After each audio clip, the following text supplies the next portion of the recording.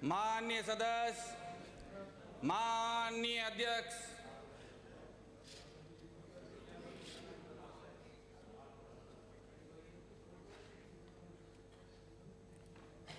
सबको नमस्कार। नमस्कार। वंदे मातरम। वंदे मातरम, वंदे मातरम।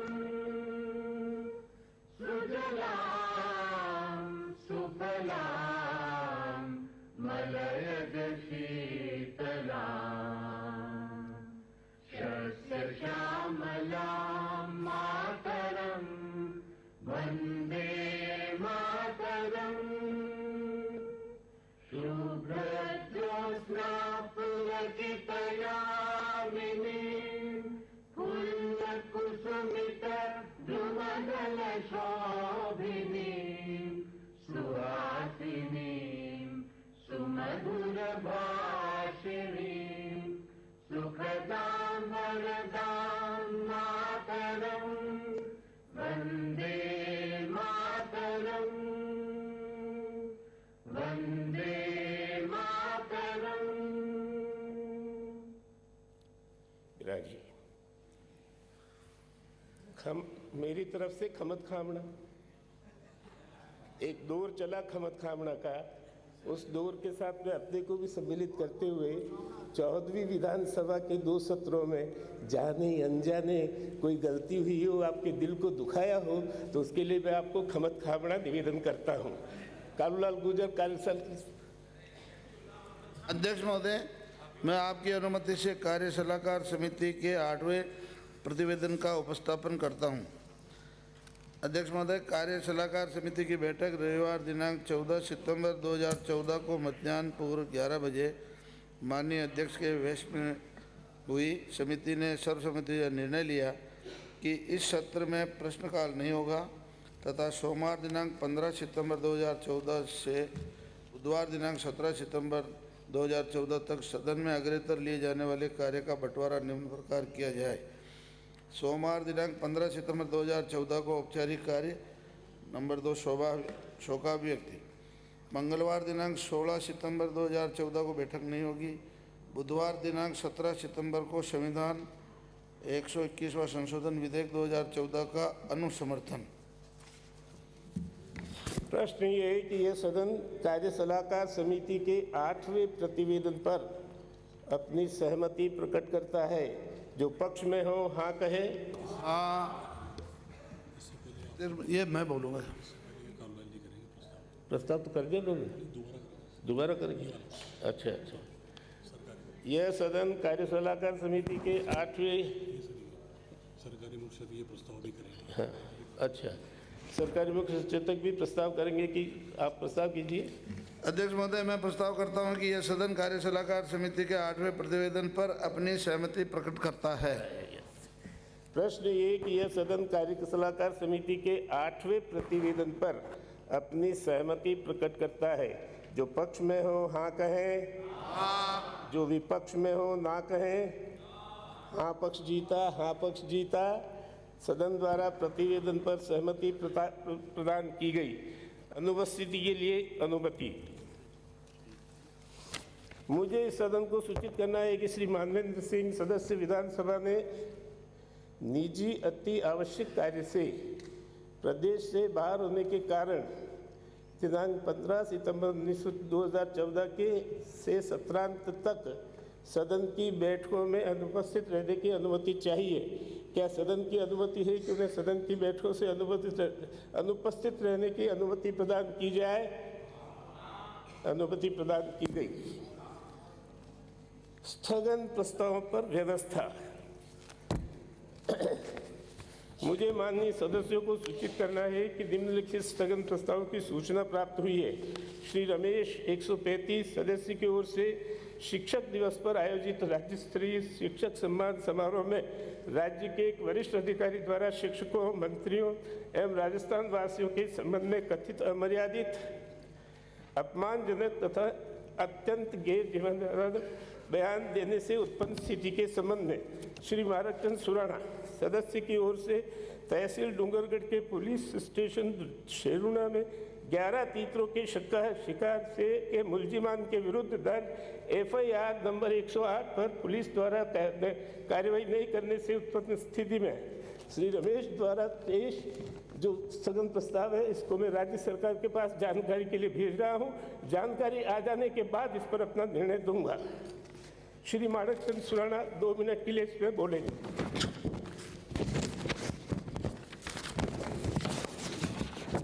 नियम 295 के अंतर्गत प्राप्त सूचनाएं श्री जगदीश नारायण सदस्य की ओर से विधानसभा क्षेत्र जमवाघाट में नवीन जमीनों की रजिस्ट्री पर लगी रोक को हटाने के संबंध में श्री नंदकिशोर महरिया सदस्य की ओर से जिला सीकर के फतेहपुर शहर में राजकीय महाविद्यालय खोलने के संबंध में श्री रमेश सदस्य विधानसभा की ओर से सपोटरा के मनरायल की नवीन पंचायत समिति बनाने के संबंध में पर्ची द्वारा रमेश जी का वही विषय है, वो आने के बाद सरकार से जानकारी उस पर मैं आपको बोलने की इजाज़त दूंगा। श्री घनश्याम विधानसभा क्षेत्र टोडा भीम की खराब सड़कों से उत्पन्न स्थिति के संबंध में श्री गौतम कुमार विधानसभा क्षेत्र बड़ी सादरी के पीएचसी एवं सीएचसी में रिक्त चिकित्सकों के पदों को भरने की स्थिति संबंध में श्री माणक चंद सुराणा। अध्यक्ष महोदय,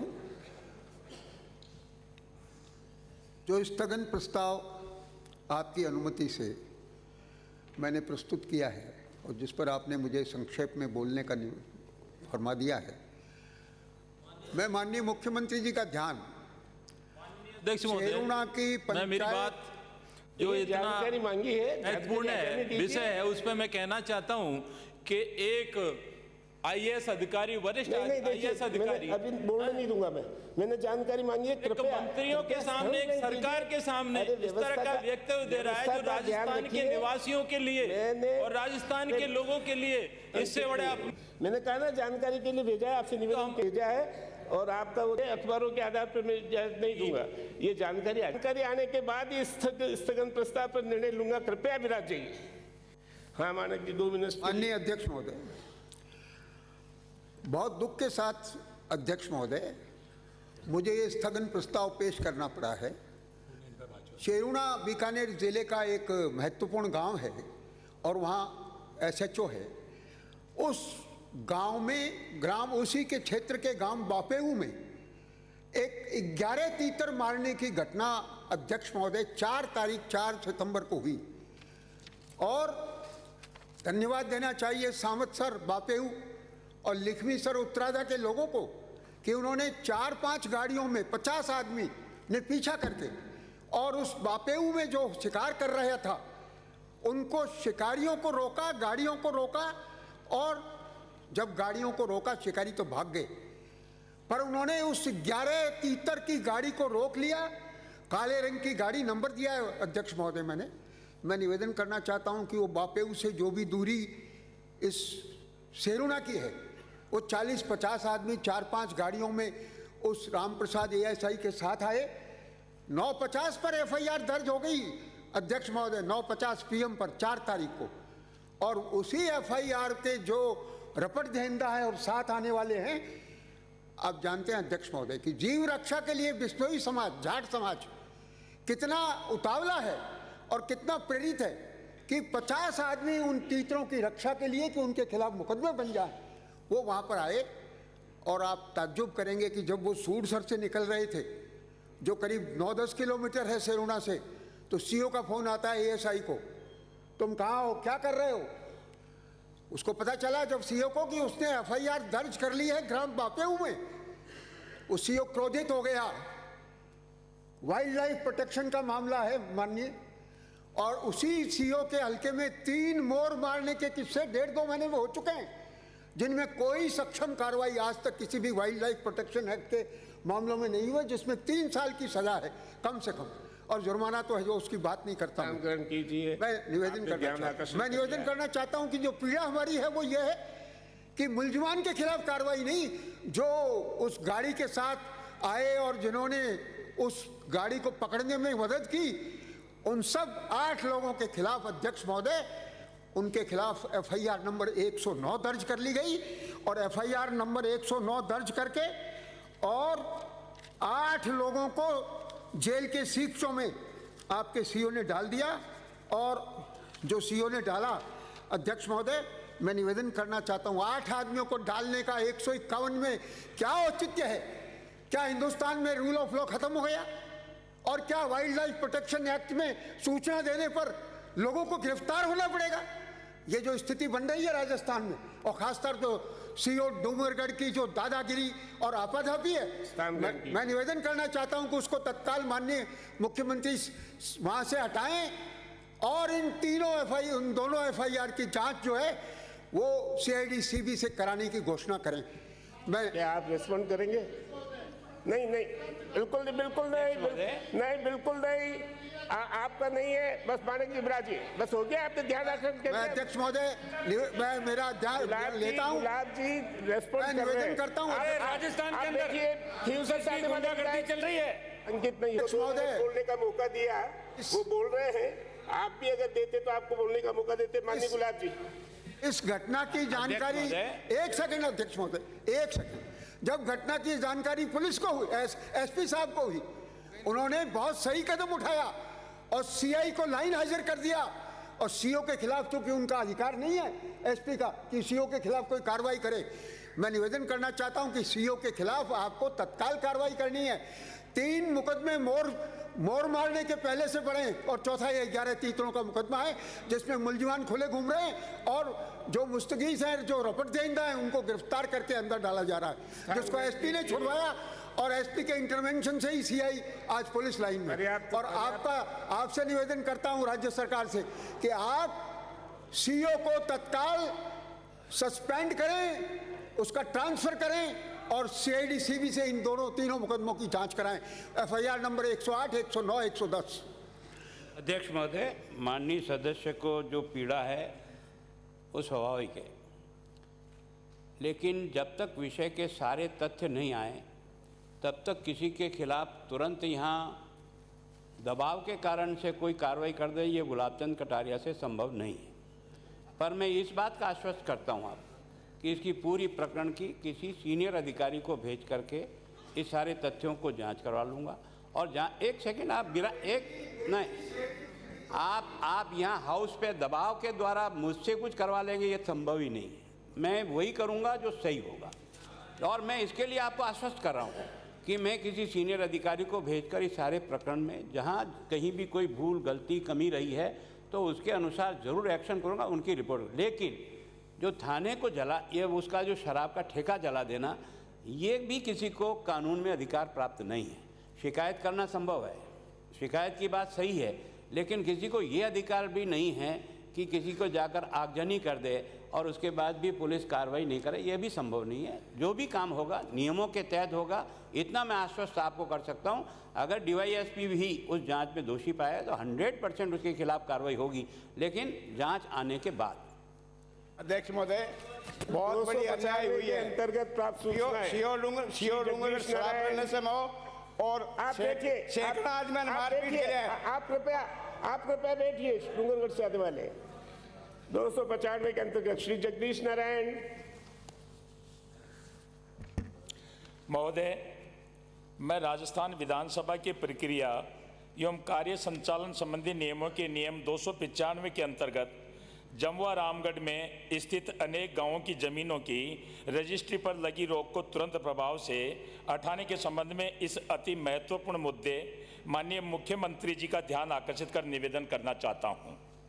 इस संबंध में निवेदन है कि मेरे विधानसभा क्षेत्र जमुआ रामगढ़ स्थित विठलपुर, सुरेठी, बिशनपुरा, केलनवास, गोपालगढ़, अनोपपुरा, भीवास, घाटी घनश्यामपुरा, साऊ सीरान, जमुआ घाट, रासावाला, बस्सी, काली बरकड़ी, डकोता, कानीखोर, दांतली, पावटा, मैंगी, गुड्डा हरुका, बामनवाटी, मैंगोर, नांगल तेज सिंह, रायसर, रामजीपुरा, कुशलपुरा, दारोलाई, चैनपुरा इत्यादि गांवों में सरकार द्वारा उनकी जमीनों की रजिस्ट्री पर रोक लगा दी गई है।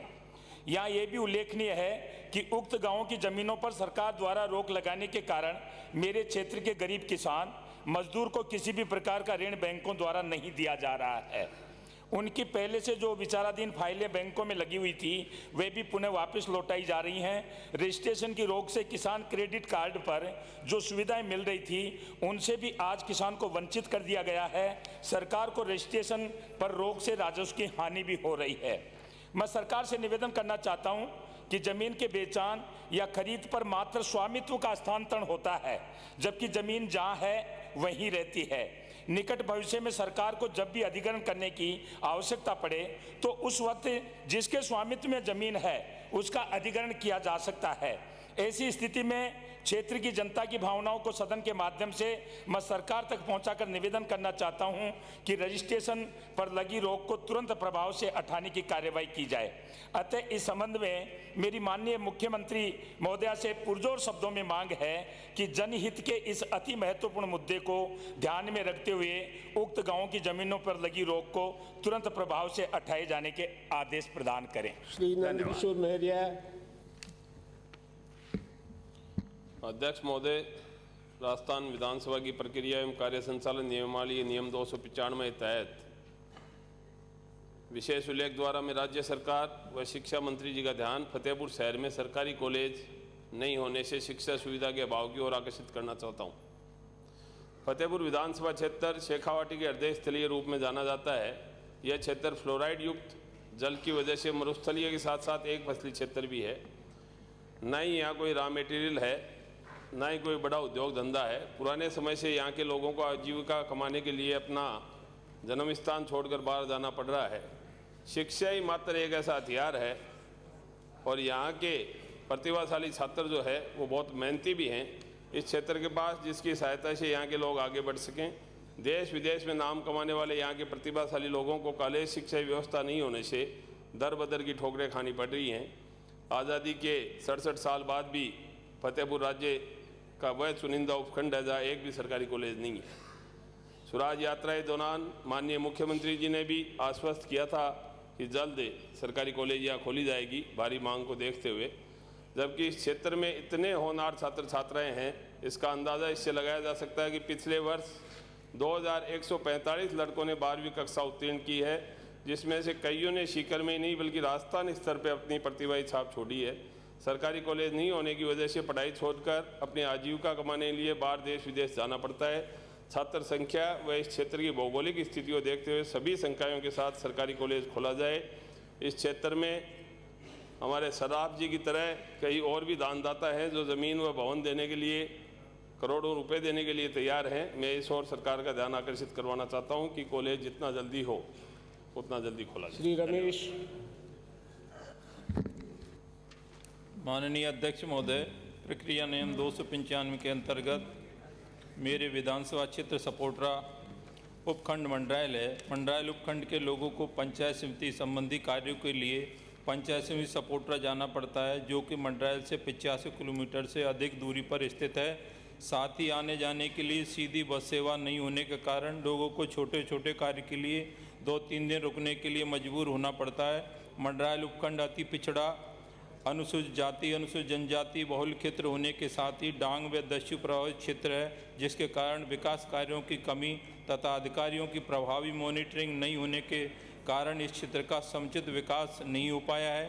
सपोटरा पंचायत समिति में 55 ग्राम पंचायतें जिनकी कुल आबादी लगभग 3 लाख से अधिक है, जिसमें तहसील सपोटरा के अंतर्गत 41 और सपोटरा तहसील की 33 उप ग्राम पंचायतें, उप तहसील करणपुर की 8 ग्राम पंचायतें तथा मंडरायल तहसील में 14 ग्राम पंचायत स्थित हैं। उपखंड एवं करणपुर की विषम भौगोलिक स्थिति के कारण ग्राम पंचायत में 10 किलोमीटर से अधिक दूरी पर फैली हुई है। तहसील उपकरण से तहसील सपोटरा की दूरी 102 किलोमीटर है एवं आवागमन के कोई साधन सीधे नहीं होने के कारण बहुत दिक्कतें आती हैं। जबकि तहसील मंडरायल महज 32 किलोमीटर की दूरी पर है। सीधी संपर्क सड़क से जुड़ा उपखंड मंडरायल तहसील करणपुर की 6 ग्राम पंचायतों को मंडरायल तहसील में शामिल किया जाकर उपखंड मंडरायल को नवीन पंचायत समिति बनाया जाना संभव है। प्रशासनिक दृष्टि से मंडरायल उपखंड, जिसमें 14 पटवार मंडल, 2 अभिलेख निरीक्षक व्रत, 56 ग्राम में यदि मंडरायल करणपुर को शामिल किया जाता है तो प्रशासनिक दृष्टि से समरूपता के तहत कुल 24 पटवार मंडल, 3 भू अभिलेख निरीक्षक व्रत तथा 106 ग्राम हो जाएंगे। इसी प्रकार सपोट्रा तहसील में 34 पटवार मंडल, 5 भू अभिलेख निरीक्षक व्रत, 118 ग्राम इसमें होंगे, जिसमें क्षेत्र अधिकार संबंधी असमानता के कारण प्रशासनिक तौर पर दृष्टिगत विसंगति को दूर किया जा सकता है। वर्ष 2011 में तत्कालीन मुख्य सचिव की अध्यक्षता में कलेक्टरों के सम्मेलन में इस प्रकार की प्रशासनिक विसंगति का मुद्दा उठाए जाने पर मुख्य सचिव द्वारा जिला कलेक्टर करौली को पंचायत राज के अंतर्गत कार्यरत पंचायत समिति का क्षेत्र अधिकार समरूप नहीं होने के कारण राज्य सरकार की प्रशासनिक सुधार की प्रक्रिया के तहत राजस्व तहसील को पंचायत समितियों के क्षेत्र अधिकार के समरूप किए जाने के प्रस्ताव राजस्व मंडल को भिजवाने के निर्देश दिए गए थे, जिसके अंतर्गत जिला कलेक्टर करौली द्वारा क्षेत्र की भौगोलिक स्थिति एवं प्रशासनिक दृष्टिकोण से मंडरायल को नवीन पंचायत समिति बनाए जाने हेतु प्रस्ताव कर अनुशंसा सहित भिजवाया जा चुका है। सपोट्रा से मंडरायल की दूरी 85 किलोमीटर से अधिक होने एवं संपूर्ण डांग क्षेत्र की अत्यंत विषम भौगोलिक परिस्थितियों तथा पिछड़ेपन के दृष्टिगत रखते हुए मंडरायल को नवीन पंचायत समिति बनाना अति आवश्यक है, जिसके अभाव में इस क्षेत्र का आशातीत विकास होना संभव नहीं है। अतः मेरा माननीय मुख्यमंत्री और माननीय पंचायत राज मंत्री महोदय से अनुरोध है कि मंडरायल को नवीन पंचायत समिति बनाने हेतु आवश्यक कार्रवाई करने का कष्ट करें। धन्यवाद। श्री घनश्याम। माननीय अध्यक्ष महोदय, मैं पहले तो आपको बहुत बहुत धन्यवाद देना चाहता हूं, आपने मुझे बोलने का मौका दिया। मैं आपके सामने मेरे विधानसभा क्षेत्र टोडा भीम की बात रखना चाहता हूं। टोडा भीम में राजस्थान में सबसे ज़्यादा अत्यंत सड़क खराब है। पहले भी मैंने इस प्रश्न को माननीय मंत्री जी को कई बार, दोनों तीनों बार ये मामला उठाया है, पर आज तक इस मामले में कोई सुनिश्चित जवाब सरकार नहीं दे पाई है। माननीय अध्यक्ष महोदय, मैं जानना चाहूँगा कि आपने जो 90 दिन की कार्य योजना बनाई थी उनका क्या हुआ? आपने जो झूठे आश्वासन देकर ग्रामीण जनता को गुमराह किया, उनका नतीजा आपको कल उपचुनाव के रिजल्टों में सामने आएगा, तब पता चलेगा। माननीय अध्यक्ष महोदय, आज सरकार को बने हुए 10 माह का समय व्यतीत हो चुका है, परंतु आज तक मेरे विधानसभा क्षेत्र में किसी भी बोलिए स्तर कमेटी का निरीक्षण करवाया तो आपको पता चलेगा कि 10 महीने में सरकार द्वारा क्या क्या कार्य करवाया गया है। माननीय अध्यक्ष महोदय, मेरे विधानसभा क्षेत्र में पूर्व सत्रों में सार्वजनिक निर्माण मंत्री महोदय ने आश्वासन दिया था कि मैं एक कमेटी बनाकर आपके इस पूरे सड़कों का जांच करवाकर काम करवाऊंगा, और 1 महीने का आश्वासन मंत्री जी ने दिया कि 1 महीने में रिपोर्ट तैयार करके मंगवाऊंगा। आज तक कोई रिपोर्ट तैयार नहीं की गई है, और 5-6 महीने बाद भी आज सड़कों की यह हालत है। नांदोती से शहर और गुड़ाचंदर जी से टोडा भीम से महावीर जी और करीरी से लपावली, ये रोडें भाई 29 में बोलना पड़ता है, बिल्कुल बंद हो चुकी है। पर्ची पे है साहब। आपने ध्यान आकर्षित। आज की स्थिति ये है कि मंत्री महोदय ने कहा कि हम एक सड़क को पीपीपी मॉडल पर बनाएंगे, पर पीपीपी मॉडल पर बनाओगे तो आप जो रोडें बंद हो गई है, बिल्कुल आवागमन बंद हो गया है, तो उनको तो आप दुरुस्त कराएंगे। उसके बाद भी इनने कहा कि हम नादोती से जो श्री महावीर जी एक राष्ट्रीय तीर्थ स्थल है, उस रास्ते को बिल्कुल आज पूर्णतः बंद हो गया है। वहाँ से बजरी के डंपर आते हैं, रोज 10-10 चक्के के बजरी के ट्रोले आते हैं, उनने सारे सड़कों को खराब कर दिया है। माननीय विधायक, आपने ध्यान आकर्षित कर दिया है। नहीं, ध्यान आकर्षित नहीं सर, मैं 4 बार इस क्वेश्चन को लगा चुका हूं सड़कों का, पर आज तक इस मामले में 1 रुपए का काम, 1 ट्रॉली मोरम भी सरकार ने नहीं डलवाई है।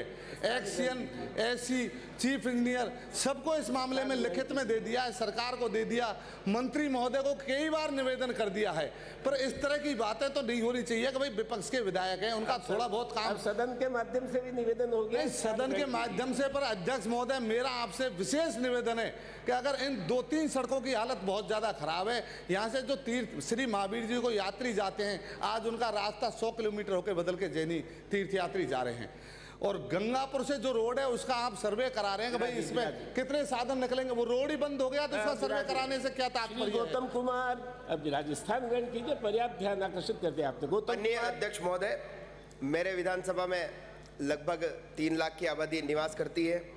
73 ग्राम पंचायतें हैं, एक नगर पालिका है, 4 तहसीलों को मिला करके पूरी विधानसभा है, जिसमें 18 पीएससीयाँ हैं और 4 सीएससी हैं।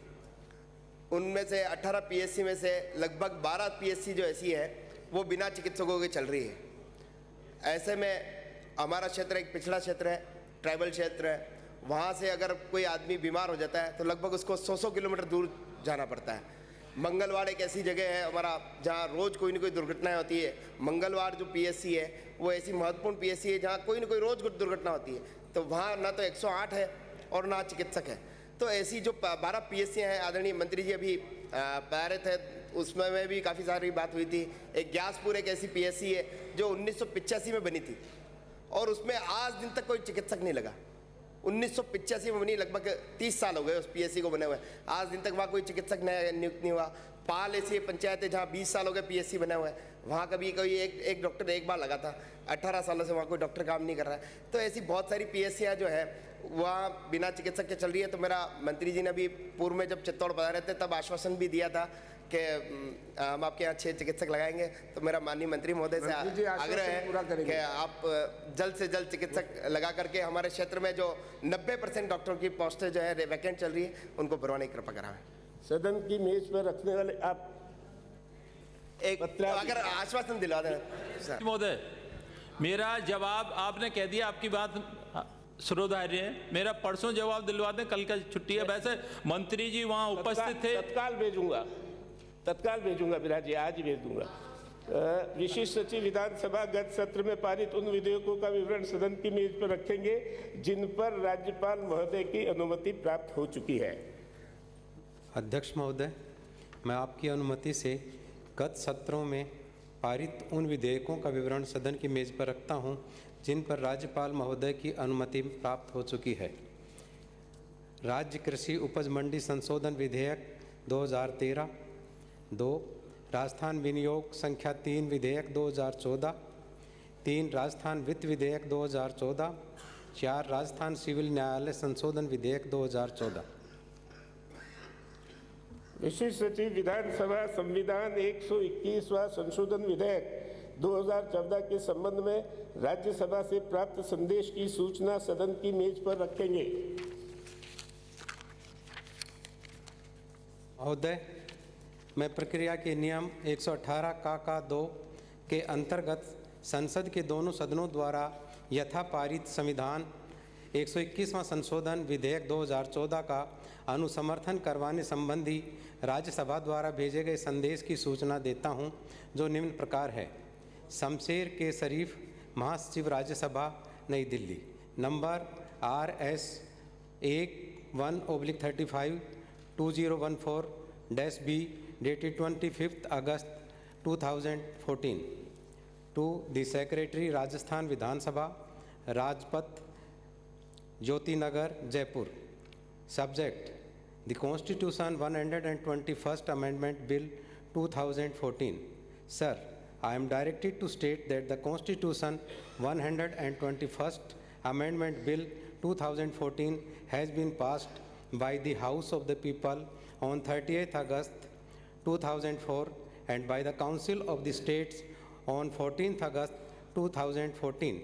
A copy of the bill as introduced in the House of the People and a copy of the bill as passed by the Houses of the Parliament are sent herewith. Though, as the bill contains amendments which attract the provision of Clause B of the proviso to Clause 2 of Article 368 of the Constitution, the amendments are required to be ratified by the legislatures of not less than 1/2 of the states by the resolution to that effect passed by those legislatures before the bill is presented to the President for his assent. I am accordingly to request that a resolution ratifying the amendment may be placed before the State Legislative Assembly the State Legislative Council as early as practicable and the result be communicated to the Secretariat. Fourth, it is suggested that the proposed resolution may be on the following lines: that this House rectifies the amendment to the Constitution of India falling within the purview of Clause B of the purview to Clause 2 of Article 368 proposed to be made by the Constitution 121st Amendment Bill 2014 as passed both the Houses of Parliament. The parliamentary proceedings on this bill are being printed, and as soon as they are available, necessary number of copies thereof along with the copies of the bill as introduced in the Lok Sabha and as passed by the both Houses of Parliament will be forwarded to you for the use of the members of the state legislature through the liaison officer of your state in New Delhi. I may also inform you that the aforesaid proceedings and the bill will also be available on the Rajya Sabha website, rajyasabha.nic.in in due course. Sixth, I am also enclosing a copy of the National Judicial Appointment Commission Bill 2014 as introduced in Lok Sabha and as passed by the Houses of the Parliament. As the two bills are interdependent, the parliamentary proceeding on this bill will be sent along with the proceeding of the Constitution 121st Amendment Bill 2014. The National Judicial Appointment Commission Bill 2014 will be sent to the President only when the Constitution 121st Amendment Bill 2040 is ratified by the states and recovers the assent of the President. The receipt of this letter may kindly be acknowledged. Yours faithfully, Shamsher K. Sharif. Thank you. वार्षिक प्रतिवेदन श्री गजेंद्र सिंह ऊर्जा मंत्री है, बाकी है। Sorry एक मैं राज्यसभा से प्राप्त संदेश को सदन की मेज पर रखता हूं। नाउ माननीय अध्यक्ष महोदय, मैं आपकी अनुमति से निम्नांकित वार्षिक प्रतिवेदन एवं लेखा विवरण सदन की मेज पर रखता हूं।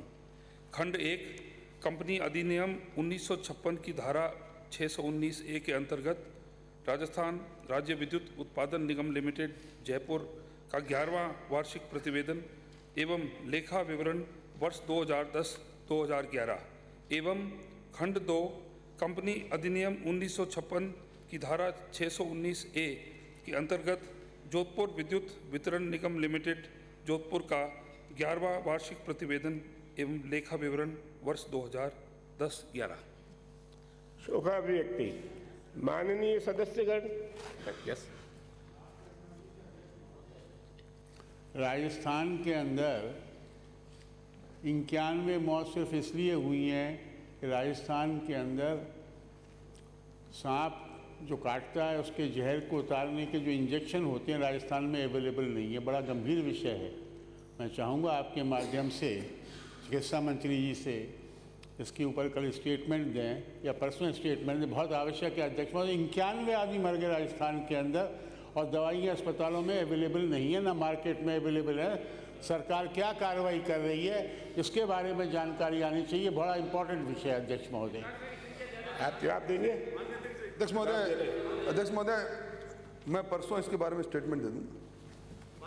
शोकाभिव्यक्ति के इस अवसर पर मैं गत दिनों दिवंगत हुए महाराष्ट्र एवं गोवा के पूर्व राज्यपाल श्री मोहम्मद फजल, राजस्थान के पूर्व राज्य मंत्री श्री भैरूलाल मीणा, पूर्व सांसद श्रीमती निर्मला कुमारी शक्तावत तथा इस विधानसभा के पूर्व सदस्य श्री भीमराज मीणा, श्री रघुवर दयाल एवं श्री रामेश्वर लाल सैनी के प्रति संवेदना व्यक्त करते हुए यह शोक प्रस्ताव प्रस्तुत करता हूँ।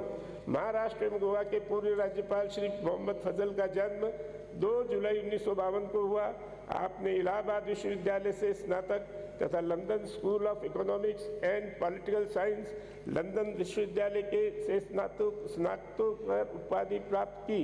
श्री मोहम्मद फजल 26 नवंबर 1999 से 25 अक्टूबर 2002 तक गोवा तथा 10 अक्टूबर 2002 से 5 दिसंबर 2004 तक महाराष्ट्र के राज्यपाल के पद पर आसीन रहे। महाराष्ट्र के राज्यपाल के कार्यकाल के दौरान आपके पास दिनांक 3 से 16 जुलाई 2004 तक गोवा के राज्यपाल का अतिरिक्त प्रभार भी रहा। वर्ष 1997 में भारत सरकार के औद्योगिक विकास मंत्रालय के सचिव रहे श्री फजल वर्ष 1980 से 1985 तक योजना आयोग के सदस्य रहे। वर्ष 1985 में राजकीय सेवा से त्याग पत्र देने के उपरांत आपने अनेक निजी और सार्वजनिक क्षेत्र के संस्थानों में विभिन्न पदों से दायित्वों का निर्वहन किया।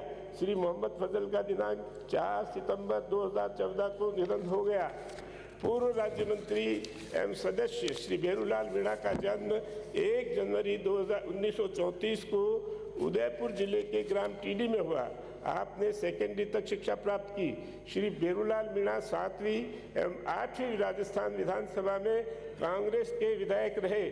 आप 7वीं विधानसभा में उदयपुर ग्रामीण तथा 8वीं विधानसभा में सराड़ा निर्वाचन क्षेत्र से निर्वाचित हुए। श्री मीणा जून 1989 से मार्च 1990 तक नियोजन, वन, पर्यावरण तथा ग्रामीण विकास एवं पंचायती राज सहित विभिन्न विभागों के राज्य मंत्री रहे। इस दौरान आपके पास जनजाति क्षेत्रीय विकास विभाग का स्वतंत्र प्रभार भी रहा। विधानसभा के कार्यकाल के दौरान आप प्राक्कलन समिति का, अनुसूचित जनजाति कल्याण समिति तथा राजकीय उपक्रम समिति के सदस्य रहे।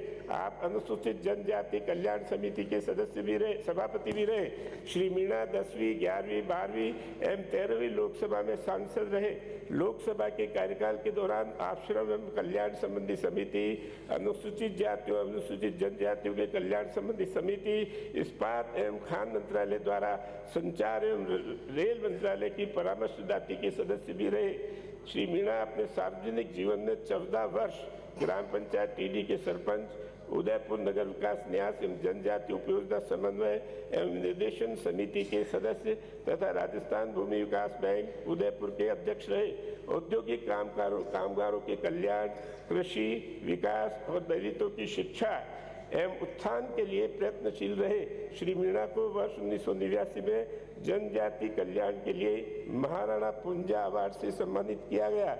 श्री भेरूलाल मीणा का दिनांक 19 अगस्त 2014 को निधन हो गया। पूर्व सदस्य श्रीमती निर्मला कुमारी शक्तावत का जन्म 5 मई 1938 को चित्तौड़गढ़ में हुआ।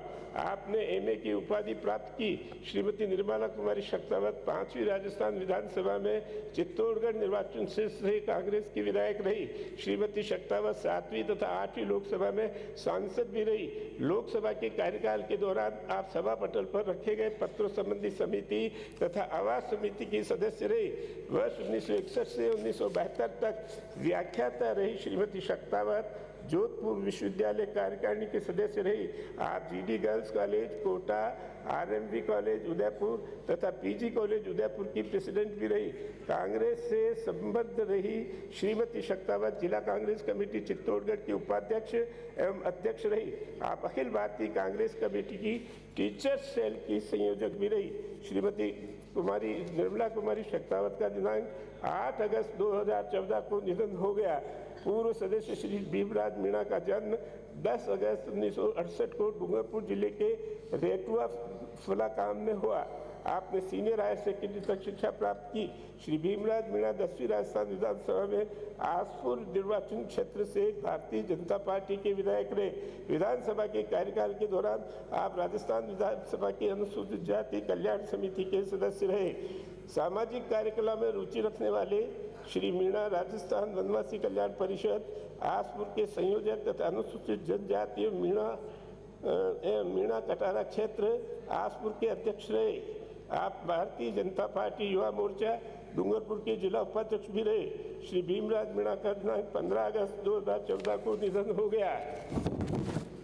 पूर्व सदस्य श्री रघुनाथ दयाल का जन्म 1933 में हुआ। आपने सेकेंडरी तक शिक्षा प्राप्त की। श्री रघुवर दयाल 8वीं राजस्थान विधानसभा में रामगढ़ निर्वाचन क्षेत्र से भारतीय जनता पार्टी के सदस्य रहे। विधानसभा के कार्यकाल के दौरान आप पुस्तकालय समिति तथा याचिका समिति के सदस्य रहे।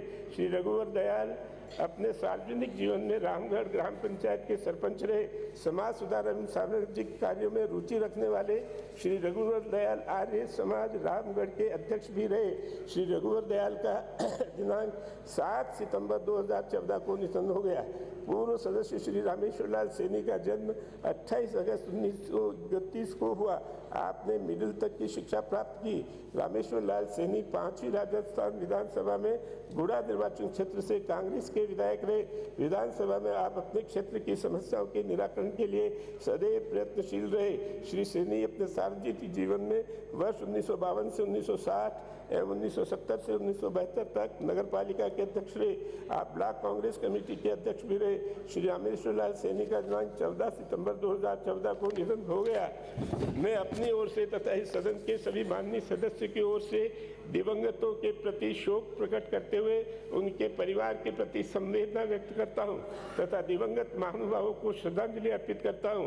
मैं ईश्वर से प्रार्थना करता हूं कि दिवंगत व्यक्तियों की आत्मा को शांति प्रदान करे एवं उनके शोक संतप्त परिजनों को उनका विछोह सहन करने की शक्ति दे। जम्मू एवं कश्मीर तथा देश के कुछ अन्य राज्यों में गत दिनों आई बाढ़ से जान माल की हानि होने के साथ ही बड़ी संख्या में लोग बेघर भी हो गए। मैं इस प्राकृतिक आपदा के मारे गए व्यक्तियों की मृत्यु पर भी शोक प्रकट करता हूं तथा बाढ़ पीड़ित परिवारों के प्रति गहरी संवेदना करता हूं। माननीय सदस्यगण कृपया 2 मिनट मौन खड़े रहकर दिवंगतों की आत्मा की शांति के लिए प्रार्थना करें।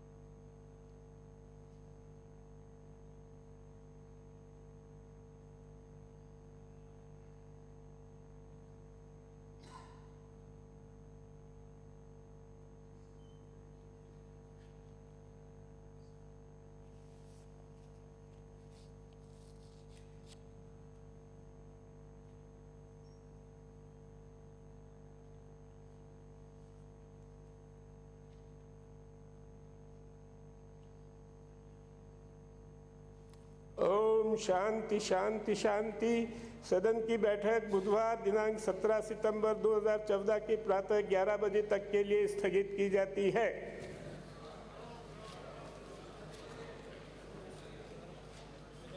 चल ले